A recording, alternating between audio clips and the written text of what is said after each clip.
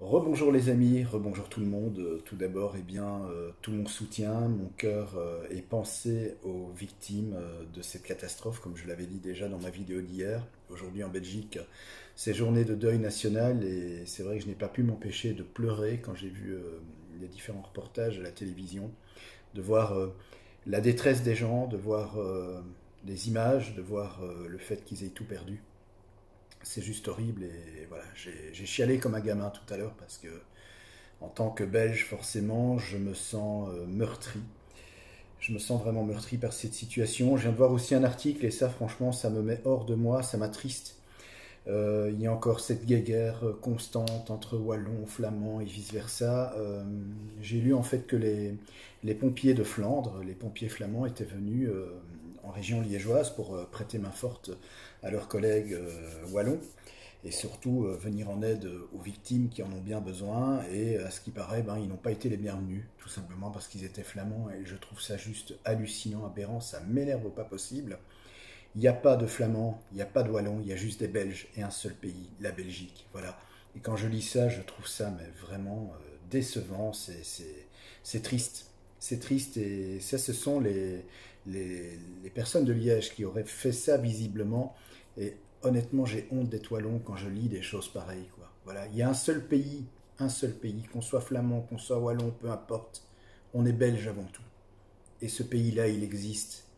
Et il faut laisser de côté toutes ces querelles linguistiques. Et voilà, c'est triste d'en arriver là et c'est triste de lire de telles choses. Voilà, ça, je tenais quand même à dire ce petit coup de gueule parce que moi, ça me va loin. Vous savez, dans ma famille, j'ai des amis flamands. Hein, j'ai des personnes qui font partie de ma famille qui sont flamandes et ça ne pose aucun problème. Ce sont des gens pour qui j'ai énormément d'estime. Je ne fais aucune différence entre un wallon et un flamand. Pour moi, on est belge, c'est tout. Voilà. Et quand je lis ça, ben c'est sincèrement c'est énervant et décevant. Voilà, je le dis franchement, honte à vous d'avoir fait ça, vraiment. Maintenant, je voudrais revenir aussi sur l'aspect électrique, une fois de plus, ce que j'ai vu lors de reportages, il y a des gens qui habitent donc sur les hauteurs de Liège qui, heureusement, elles, n'ont pas été trop impactées par les inondations, n'ont pas eu trop de dégâts, mais qui s'étonnent de ne pas encore avoir retrouvé l'électricité, alors que dans la vallée plus bas, euh, il y a des endroits qui ont l'électricité. J'entendais une dame qui disait, et je comprends la colère des gens, hein, je comprends que sans électricité ce soit très pénible, et la dame disait, mais je comprends pas, c'est le même réseau, et pourtant, eux en bas, ils ont de l'électricité, et nous ici au-dessus, on est sans courant. Et il faut savoir que oui, le réseau est le même, mais le réseau, c'est comme les branches d'un arbre, si vous voulez. C'est un maillage, il y a plusieurs cabines, plusieurs transformateurs, plusieurs postes de transformation.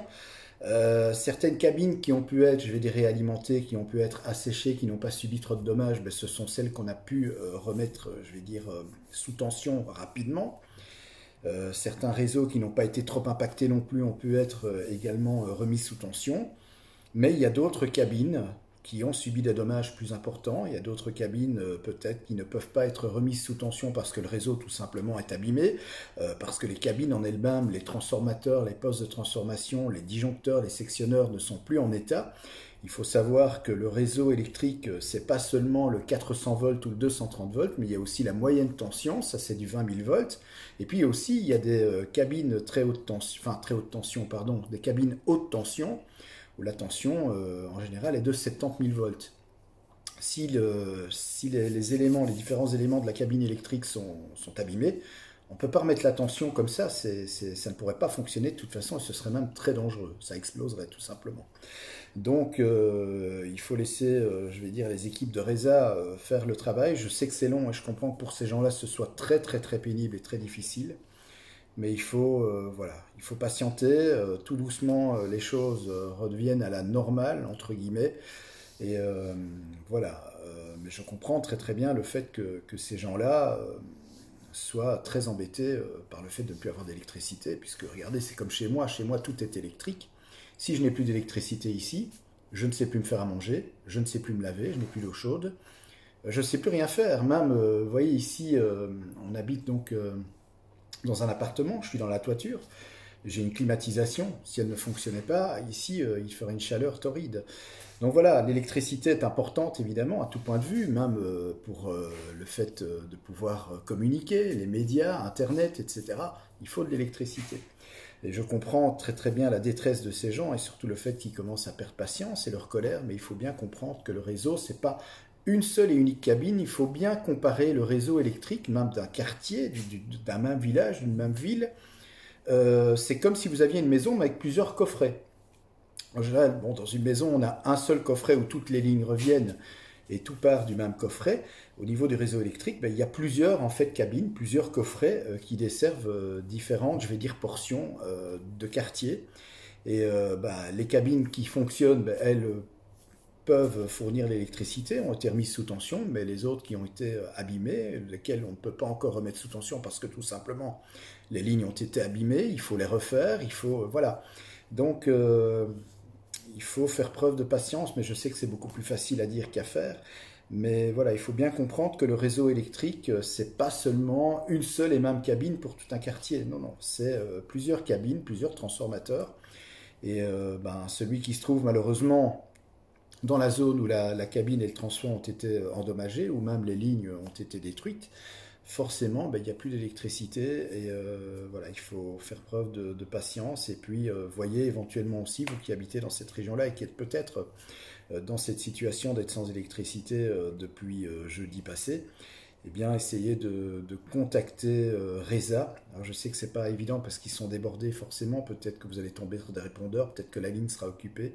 Mais essayez de voir un petit peu avec eux. Mais croyez-moi que les équipes, les techniciens, donc, font vraiment leur possible pour remettre en état le réseau électrique qui a été fortement endommagé. Et quand on voit les images de la catastrophe, on le comprend plus aisément. Voilà, bah écoutez, moi, je vais vous laisser. Je vais vous souhaiter une bonne fin de... Enfin, je dis bonne fin de semaine, mais pourquoi je dis bonne fin de semaine? C'est la fatigue, vous inquiétez pas. Une bonne semaine, hein, on est mardi, on n'est pas non plus jeudi.